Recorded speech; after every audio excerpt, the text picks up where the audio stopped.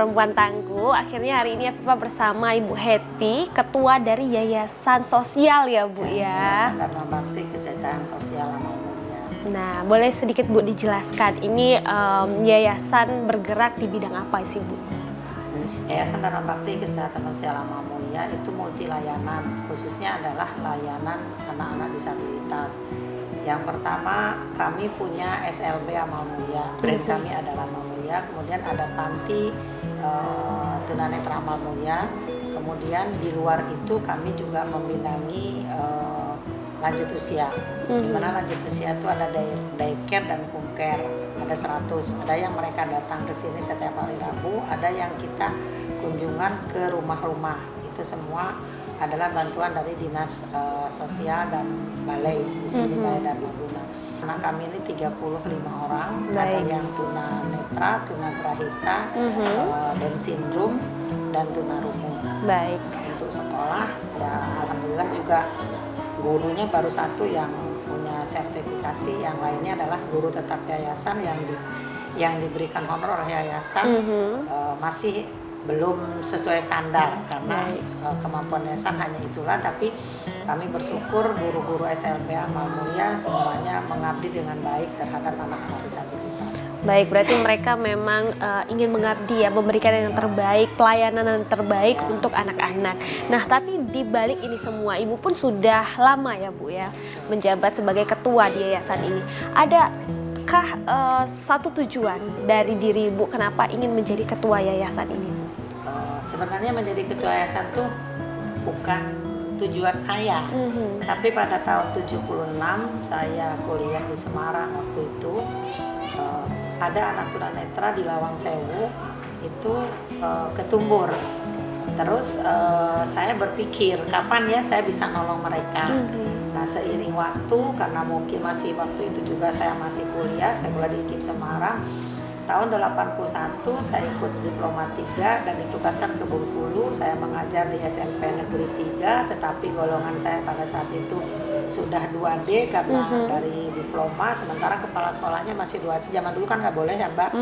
Terus saya dipindahkan ke SMPP 61 garis miring SMA 3, kemudian jadi SMA 4 yang sekarang juga dari SMA 5. Saya mengajar dari tahun 81 sampai 2009, 2010 sampai pensiun 2017 saya pindah ke LPMP menjadi Widya Iswara.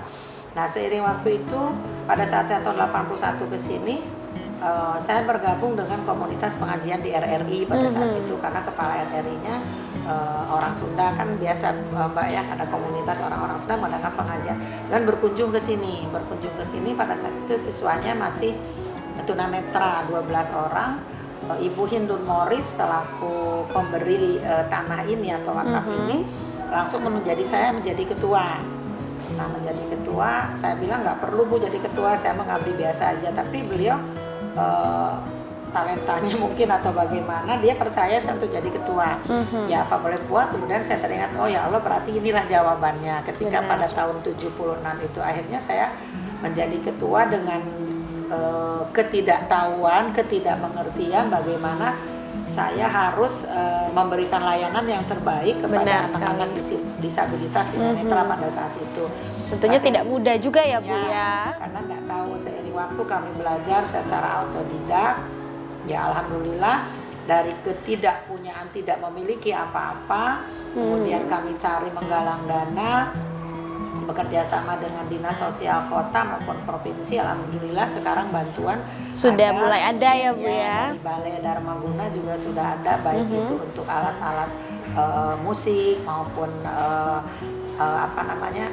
alat-alat untuk anak-anak yang lainnya seperti do dan lain sebagainya. Untuk menunjang tentunya ya di non akademik bisa dikatakan. Ya, kalau permakanan itu khususnya dari donatur. Sudah barang tentu kami mengucapkan terima kasih kepada donatur. Ada yang donatur tetap, ada yang insidentil.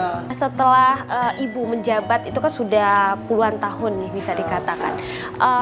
Apa sih Bu tantangan terberat untuk membangun yayasan ini? Karena kan yayasan ini kan berdiri sendiri kan Bu, dengan dibantu dengan donatur-donatur. Bagaimana nih Ibu bisa mempertahankan sampai sekarang? Tantangan yang terberatnya boleh dikatakan ada, yang nggak berat sekali sih. yang paling berat itu ketika COVID ya. Karena kami harus mengeluarkan biaya operasional untuk gaji guru dan gaji karyawan yang ada di sini, karena kami punya tukang masak, satpam untuk bersih-bersih, dan admin itu bayar listrik dan lain sebagainya, itu hampir 20 juta. Itu belum makan ya. Itu per bulannya, Bu? Iya, per bulan. Itu gaji guru, gaji karyawan yang masak, bayar listrik, belum makan itu. Kalau per makanan ya alhamdulillah, seperti yang saya katakan tadi, ada donatur ngasih beras, ngasih lain sebagainya. Nah, untuk beli sayur kan nggak ada. Nah, itu ya alhamdulillah, Allah nggak tidur, setiap bulan pun bisa teratasi. Tapi pada saat COVID terasa betul seolah-olah kayak kolab gitu ya. Benar, karena semua orang kan perekonomiannya turun semua kan, Bu. Jadi mungkin untuk dirinya aja itu masih mikir beribu kali nih bagaimana bisa membantu. Tentunya itu tantangan ya, Bu ya, terberat. Jadi bagaimana nih cara Ibu bisa mengatasi hal tersebut? Ya, kami minta kepada para pengurus untuk mengajak teman-teman untuk menjadi donatur di yayasan. Ya alhamdulillah, walaupun kita tidak berat, menjadi ringan gitu kan, akhirnya ya bisa teratasi. Tapi selain dari donatur dan instansi-instansi yang memberikan mungkin dari segi keuangan untuk menunjang yayasan ini, apakah ada mungkin talenta-talenta anak-anak yang bisa membantu perekonomian yayasan ini, Bu? Ada. Ini salah satu diantaranya adalah anak-anak tunanetra yang membuat, dibantu juga dengan guru-gurunya. Jadi kita jual seperti gantungan kunci, mungkin ada di tempat untuk penjualan gantungan kunci, kemudian tempat aqua itu untuk anak tunanetra. Untuk anak tunarungu dulu sih kita bikin telur asin yang dijual. Nah sekarang karena kesibukan mereka untuk menuntut ilmu pendidikan, dan saya juga tidak mengkhususkan mereka bekerja untuk menjual produk, tetapi mereka saya ajari, misalkan anak tunarungu itu kan anak B itu hobinya masak, kita buat masak roti unyil, jadi kami menerima pesanan.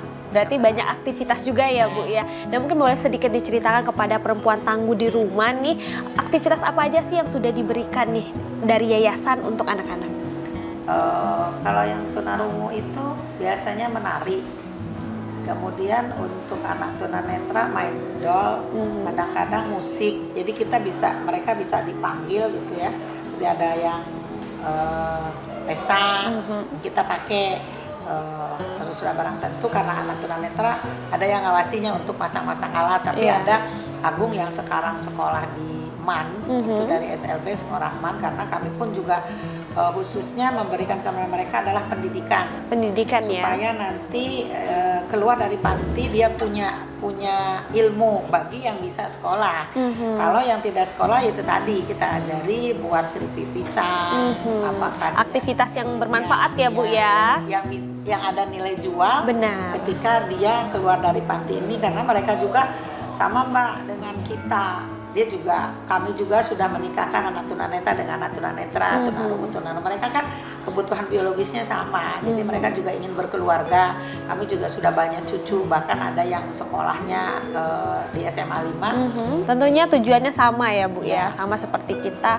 Tapi bagaimana cara yayasan tentunya memberikan hal-hal yang baik, mengajarkan baik akademik maupun non akademik ya. Nah sekarang udah berapa banyak sih Bu alumni mungkin yang sudah keluar dari yayasan ini? Sudah 127, berarti kalau sekarang di sini 35, hampir 77 ya yang keluar. Hampir 77. Ada yang jadi kepala sekolah SLB di Muko-Muko yang pada saat itu belum ada inklusi, ada rintisan terpadu. Saya merintis anak tunanetra ini masuk di SMA 5. Kenapa? Karena pada saat itu yang saya ceritakan tadi, saya sebagai tenaga pendidik di sana, secara otomatis kan gampang. SMP-nya SMP 13. Kenapa SMP 13? Karena dekat. Alhamdulillah lulus murid dari SMA Negeri 5, walaupun saya juga banyak tantangan, dibilangin orang gila lah masuk anak tunanetra ke salah satu sekolah yang terbaik. Kan SMA 5 kan terbaik pada saat itu. Kemudian ternyata dia juga bisa mengikuti, kemudian ikut tes, dia sekolah di Universitas Padang, ngambil jurusan PLB. Ketika dia lulus, ada pembukaan guru SLB. Alhamdulillah dia diterima di SLB Muko-Muko. Sekarang jadi kepala sekolah.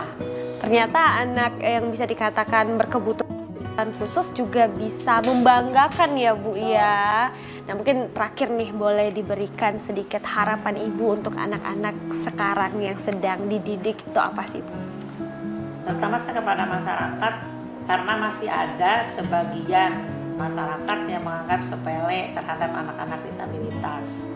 Tapi sebenarnya mereka nih ada kekurangan, tetapi dia punya kelebihan. Benar. Jadi intinya anak-anak disabilitas itu punya kemampuan lebih. Benar sekali. Ya, di samping kita yang kita anggap oh nggak mungkin, Mbak boleh lihat kalau diajari mengaji anak tunanetra itu disetelkan tips 1-2 kali dia bisa hafal. Benar sekali. Yang agak susah memang anak tunagrahita karena IQ-nya kurang. Benar. Ya. Karena mereka punya kelebihan dan kekurangan masing-masing ya Bu ya. Tapi dia kalau disuruh itu belum disuruh berhenti terus aja gitu yang C itu ya. Misalkan suruh nyapu baru kita berhenti lah udah selesai. Tapi kalau untuk intelektual untuk pendidikan dia memang agak susah karena untuk belajar mengancingkan baju itu pun mungkin sampai 2-3 bulan. Benar, tapi tentunya kembali lagi ada kekurangan dan kelebihan setiap manusia tentunya ya Bu ya. Maupun kita nih yang mungkin kita anggap kita normal gitu kan, tapi ternyata anak-anak istimewa juga memiliki kelebihan dan kekurangan tersendiri. Nah, perempuan tangguh jangan pernah menyepelekan siapa orang itu. Nah, itu juga menjadi tamparan juga ya untuk kita, jangan pernah membeda-bedakan orang. Terima kasih Bu. Nah tapi sebelum itu Viva mau dong diajak keliling melihat aktivitas-aktivitas ya Bu ya. Oke perempuan tangguh, sekarang Viva mau keliling melihat aktivitas-aktivitas anak yang istimewa tetap di perempuan tangguh. Ayo Bu, di mana nih? Mbak kita lihat anak-anak main doll. Ayo Gung, kita main Gung.